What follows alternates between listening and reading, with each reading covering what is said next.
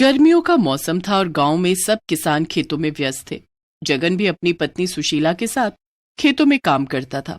एक दिन हमेशा की तरह दोनों ही खेतों में लगे हुए थे कि सुशीला एक पेड़ के नीचे जाकर बैठ गई। अरे बहुत ज्यादा थकावट महसूस हो रही है। इतनी गर्मी भी हो रही है, सोचा थोड़ी देर पेड़ के नीचे बैठ जाऊं। देखो, तुमको अगर ठीक नहीं लग रहा हो तो तुम घर जाकर आराम कर लो। नहीं नहीं, आराम क्या करना, मैं ठीक हूँ। सुशीला थोड़ी देर बाद आकर वापस काम में लग जाती है। जगन का ध्यान इसी में लगा रहता है कि सुशीला की तबीयत ठीक नहीं है। शाम होने पर दोनों घर जाते हैं और सुशीला एकदम बिस्तर पर पड़ जाती है। मुझे तो दिन से ही लग रहा था तुम्हारी तबीयत ठीक नहीं है। तुम भी ना सुनती नहीं हो, ये नहीं कि घर जाकर आराम करती। अरे ऐसे आराम करने से काम नहीं चलेगा, घर चलाना है, राजू को पढ़ाना है। पता है ना घर का खर्च कितने मुश्किल से चल पा रहा है। कोई नहीं जी, करना तो पड़ेगा ही ना, काम नहीं करेंगे तो खाएंगे क्या। जगन उस दिन सुशीला को लेकर बड़ा परेशान हो जाता है। वो बिल्कुल नहीं चाहता कि उसकी पत्नी खेतों में जाकर इतनी सड़ी गर्मी में काम करे, पर उसके पास दूसरा और कोई काम भी तो नहीं होता जो सुशीला कर सके। बस ऐसे ही सब चल रहा होता है। सुशीला की तबीयत दिन पर दिन ढीली होती जा रही थी और घर में बहुत ही तंगी थी। फिर एक रात जब सब सो रहे होते हैं तो उस गांव में एक चुड़ैल आ जाती है जिसके पास एक भैंस होती है। वो अपनी भैंस को लेकर पूरे गांव में घूम रही होती है। मैं तो इतनी थक गई हूँ आज, एक काम करती हूँ, इसे यहीं बांध देती हूँ और थोड़ी देर बाद आकर इसे ले जाऊंगी। यही सोचकर चुड़ैल उस भैंस को सुशीला और जगन के घर के बाहर बांधकर चली जाती है। अब थोड़ी देर बाद राजू को बड़ी तेज प्यास लगती है। वो अपनी माँ को उठाने लगता है। बेटा, मैं बहुत थकी हुई हूँ, तू जाकर ले ले। राजू खुद ही पानी लेने चला जाता है कि फिर तभी उसकी नजर उस भैंस पर पड़ती है जो उसके घर के बाहर एक खूंटे से बंधी होती है। अब राजू उस भैंस के पास जाता है। भैंस राजू को बड़े ध्यान से देखती है और अपना सर उसके पास लाकर उसे प्यार करने लगती है। राजू बड़ा खुश हो जाता है। राजू जल्दी से अंदर जाकर अपनी माँ को उठाता है पर वो नहीं उठती। इसके बाद वो अपने बाबा को उठाता है। जगन जाकर देखता है तो सच में वहां उस चुड़ैल की भैंस खड़ी होती है। जगन इधर उधर देखता है कि शायद जिसकी वो भैंस है वो वहीं कहीं हो, पर उसे आसपास क्या दूर दूर तक कोई नहीं दिखता। जगन भैंस के पास जाता है तो भैंस सर हिलाकर उसे प्यार करने लगती है। अरे ये भैंस तो बड़ी समझदार है। जगन उस भैंस के सिर पर हाथ फेरी रहा होता है कि तभी उसकी नजर भैंस के पैर पर पड़ती है जिसमें की चोट लगी होती है और खून बह रहा होता है। अरे इस भैंस को तो चोट लगी हुई है, अब मैं क्या करूं? आप इसे अंदर ले चलो ना, यहाँ तो इसके पैर पर मक्खी लग रही है। हाँ, एक काम करता हूँ, इसे घर के पीछे वाले आंगन में बांध देता हूँ। जगन उस भैंस को खोलकर घर के पीछे वाले आंगन में ले जाता है। इतने में सुबह की थोड़ी रोशनी होने लगती है और सुशीला भी उठकर आ जाती है। अरे आप लोग यहाँ क्या कर रहे हो, और ये भैंस कहाँ से ले आए? लेकर नहीं आए, कोई हमारे आंगन में बांध गया है, और देखो इसके पैर में कितनी चोट लग रही है। अरे हाँ, आप हटो, इसे मैं साफ करके इस पर हल्दी लगा देती हूँ, इससे ये जल्दी ठीक हो जाएगी। सुशीला पानी से भैंस के पैर को अच्छे से धोती है और फिर उस पर हल्दी लगा देती है। उसके बाद वो रसोई से उसके लिए रोटी लेकर आती है। भैंस रोटी खाकर आराम से सो जाती है। आज अब खेतों में अकेले चले जाओ, मैं राजू को स्कूल भेजकर यहीं रहूंगी और इसका ध्यान रखूंगी, इसे ऐसे इस हालत में नहीं छोड़ सकते। सुशीला पूरा दिन उस भैंस का ध्यान रखती है। फिर थोड़ी देर के लिए सुशीला कुछ काम करने अंदर जाती है। जब सुशीला बाहर आती है तो देखती है कि भैंस के थन से दूध टंकी की तरफ बह रहा है। सुशीला ये देखकर एकदम चौंक जाती है। हे भगवान, इतना सारा दूध! सुशीला जल्दी से एक बर्तन लेकर आती है और उसे लगा देती है, पर वो बर्तन कुछ ही सेकंड में भर जाता है। उसके बाद सुशीला दूसरा बर्तन लाती है, पर वो भी भर जाता है। धीरे धीरे रसोई के सारे बर्तन भर जाते हैं पर दूध आना बंद नहीं होता। आखिर में सुशीला एक बड़ी सी बाल्टी लेकर आती है और वो भी भर जाती है। तब जाकर भैंस दूध देना बंद करती है। सुशीला अपने चारों ओर दूध के बर्तन और बाल्टी देखकर हैरान भी होती है और खुश भी।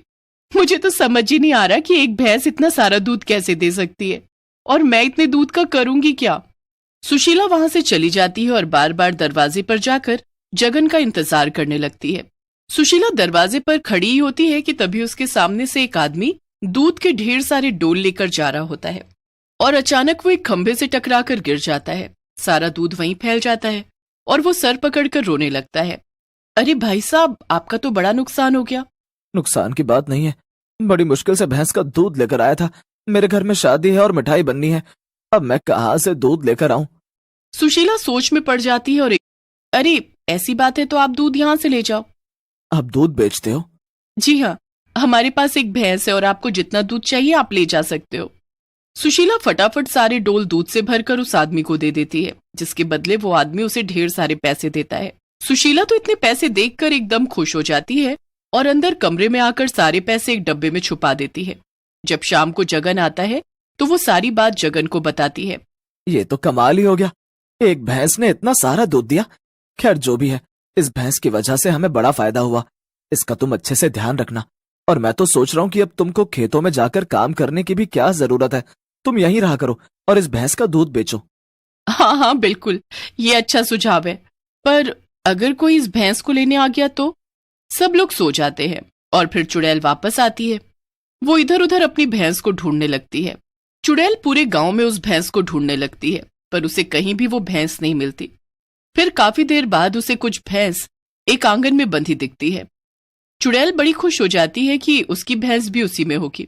चुड़ैल बड़ी खुशी खुशी भैंसों के पास जाती है, पर तभी सारी भैंसें उस चुड़ैल को देखकर चिल्लाने लगती हैं। क्या पागल हो गई हैं ये सब जो ऐसे आवाज निकाल रही हैं? सारी भैंसें चुड़ैल को धक्का मारने लगती हैं और फिर सींग मारकर उसे भगाने लगती हैं। चुड़ैल को बड़ा गुस्सा आ रहा होता है। ये सब की सब भैंस बेकार है, इसमें मेरी भैंस है ही नहीं। अब मैं उसे कहाँ जाकर ढूंढ लूं? आखिर उस जगह से वो गई तो गई कहाँ? मैंने तो उसे बांधा था, तो उसे खोलकर कौन ले गया? चुड़ैल उस भैंस के ना मिलने पर पागल सी हो जाती है। अगर वो भैंस नहीं मिली तो मैं जिंदा कैसे रहूंगी? उस भैंस का दूध पीकर ही तो मुझे ताकत मिलती है। मेरी भी क्या मति मारी गई थी जो मैं उसे ऐसे छोड़कर चली गई। चुड़ैल फिर से अपनी भैंस की तलाश में निकल पड़ती है, पर उसकी भैंस आराम से जगन के पीछे वाले आंगन में सो रही होती है। चुड़ैल पूरी रात अपनी भैंस को ढूंढ ढूंढ कर थक जाती है और जैसे ही वो देखती है कि सवेरा होने वाला है, वो जल्दी से वहां से चली जाती है। कुछ दिन ऐसे ही बीत जाते हैं। जगन और सुशीला उस भैंस के दूध से खूब पैसे कमा रहे होते हैं और दूसरी तरफ चुड़ैल बिना दूध के भूखी तड़प रही होती है। एक दिन जगन देखता है कि भैंस के आसपास काफी गंदगी हो गई है। जगन उस भैंस को पीछे आंगन से आगे आंगन में लाने लगता है, पर भैंस जमकर खड़ी हो जाती है और खिसकने का नाम ही नहीं लेती। अरे इसे क्या हुआ? ये आगे आंगन में आ ही नहीं रही, अब मैं सफाई कैसे करूं? जगन बार बार भैंस को बाहर लाता है, पर वो आती ही नहीं। उसे समझ ही नहीं आ रहा होता कि आखिर बात क्या है। वो जैसे तैसे करके उस भैंस को आगे आंगन में बांध देता है और एक शादी के लिए निकल जाता है। अब उस रात भी चुड़ैल अपनी भैंस को ढूंढ रही होती है। बिना दूध के चुड़ैल काफी कमजोर हो चुकी होती है। पूरा गांव सो चुका होता है और बस चुड़ैल अपनी भैंस को आवाज देती यहां से वहां घूम रही होती है। अरे मेरी भैंस कहाँ गई तू? जहां भी है जल्दी आजा, वरना मैं मर जाऊंगी। भैंस जैसे ही चुड़ैल की आवाज सुनती है, वैसे ही घबराकर वो जमीन पर पैर मारने लगती है। खूंटे से बंधे होने के कारण वो वहां से कहीं जा नहीं पा रही होती। भैंस बहुत कोशिश करती है कि कैसे भी खूंटे से आजाद हो जाए, पर वो नामुमकिन होता है। कुछ ही देर में चुड़ैल वहां आ जाती है। भैंस को देखकर चुड़ैल की खुशी का ठिकाना ही नहीं होता। हाय तू यहाँ है, मैं तुझे कितने दिनों से ढूंढ रही थी। चुड़ैल भैंस को खूंटे से खोल देती है और उसे अपने साथ ले जाने लगती है। भैंस चुड़ैल के साथ जाने को बिल्कुल तैयार नहीं होती और बार बार घर की तरफ जाने की कोशिश करती है। वो बार बार आवाज निकालती है ताकि सुशीला आकर उसे उस चुड़ैल से बचा सके। भैंस बहुत चिल्लाती है, पर कोई भी अंदर से बाहर नहीं आता। भैंस को वो चुड़ैल घिसटती हुई आगे ले जाती रहती है और भैंस बार बार एक उम्मीद से पीछे मुड़ती है।